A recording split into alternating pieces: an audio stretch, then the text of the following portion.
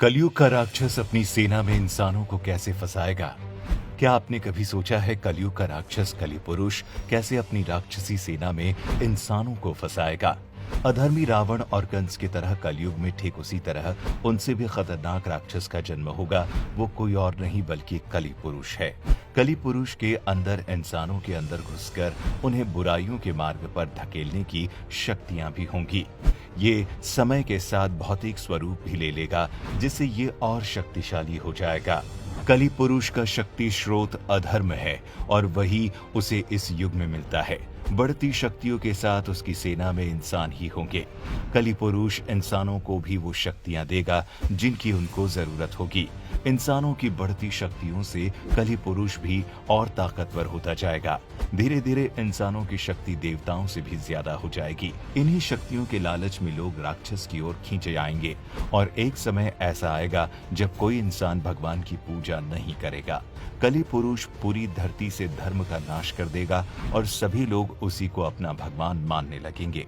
वो जैसा कहेगा वही कलयुग के लोग किया करेंगे।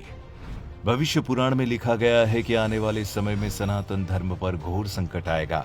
तब इंसान की सोच बहुत गिर गई होगी और संसार हर तरफ से सनातन धर्म को खत्म करने में लगा होगा।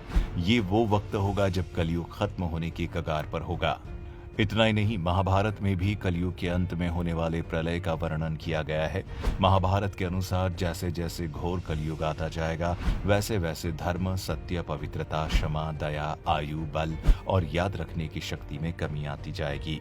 प्रलय यहीं पर नहीं रुकेगा। महाभारत में बताया गया है कि जब घोर कलयुग आएगा तब कभी बारिश नहीं होगी। सूर्य का तेज इतना बढ़ जाएगा कि सातों समुद्र और नदियां सूख जाएंगी। मौसम में ऐसे बदलाव आएगा जिसे समझ पाना मुश्किल हो जाएगा। कभी कड़ाके की सर्दी पड़ेगी तो कभी पाला पड़ेगा, कभी आंधी चलेगी, कभी गर्मी पड़ेगी तो कभी बाढ़ आ जाएगी। गर्मी इतनी बढ़ जाएगी कि पाताल लोक तक भस्म हो जाएगा। वहीं लोग दूर के तालाब को ही तीर्थ मानने लगेंगे और गंगा माता को तीर्थ की श्रेणी में नहीं गिनेंगे। पुराणों की माने तो कलयुग में चालाक और लोभी व्यक्ति को विद्वान माना जाएगा।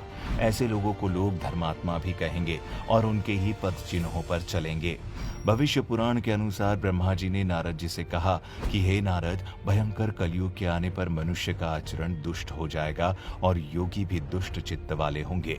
संसार में परस्पर विरोध फैल जाएगा और विशेषकर राजाओं में चरित्रहीनता आ जाएगी। देश देश और गांव गांव में कष्ट बढ़ जाएंगे। देवता होने की अवस्था भी नष्ट हो जाएगी और उनका आशीर्वाद भी नहीं रहेगा, जिसका मतलब है कि मनुष्यों की बुद्धि धर्म से विपरीत चलती जाएगी। जब कलयुग में सारे पापियों का सर्वनाश हो जाएगा, उसके बाद नया युग यानी सतयुग आएगा। तब कलयुग के असर को पूरी तरह से खत्म करने के लिए लगातार इस धरती पर 12 सालों तक मूसलाधार बारिश होगी, जिससे पूरी धरती जलमग्न हो जाएगी।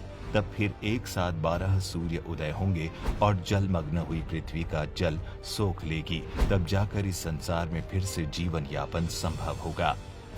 आपको ये भी बता दें कि वेद व्यास जी ने सभी युगों में कलयुग को ही सबसे श्रेष्ठ युग बताया है। उन्होंने कहा है कि सतयुग में 10 साल के जप के बाद किसी व्यक्ति को पुण्य की प्राप्ति होती है। वहीं त्रेता युग और द्वापर युग में 1 साल के तप से ही पुण्य प्राप्त किया जा सकता है। लेकिन कलयुग में इतना ही बड़ा पुण्य मात्र 1 दिन के तप से प्राप्त किया जा सकता है। इस तरह व्रत और तप के फल की प्राप्ति के लिए कलयुग ही सबसे श्रेष्ठ समय है। सच्ची भक्ति से मनुष्य ईश्वर के करीब जा सकता है। ऐसा कहा जाता है कि जब जब धरती पर पाप और अधर्म बढ़ता जाता है, तब तब भगवान विष्णु किसी न किसी रूप में अवतार लेते और पापियों का विनाश करते। नरसिंह, राम और कृष्ण अवतार इस बात के सबूत हैं। वैसे ही जब कलयुग का अंत आ जाएगा तब भगवान कल्कि जन्म लेंगे। बताया जाता है कि भगवान कल्कि का वाहन सफेद रंग का घोड़ा होगा, जिसका नाम देवदत्त होगा। वो घोड़े पर सवार होकर पापियों को अंत करेंगे और धर्म की फिर से स्थापना करेंगे। भगवान कल्कि भक्तों को सही राह पर चलने का ज्ञान देंगे और धर्म के नाम पर हर जगह फैले पाखंड को खत्म करेंगे। अब सोचने वाली बात यह है कि आखिर कलि पुरुष का जन्म कैसे हुआ, कैसे वो इस दुनिया में आया। बता दें, समुद्र मंथन के दौरान उससे विष निकला जिसे भगवान शिव ने पी लिया।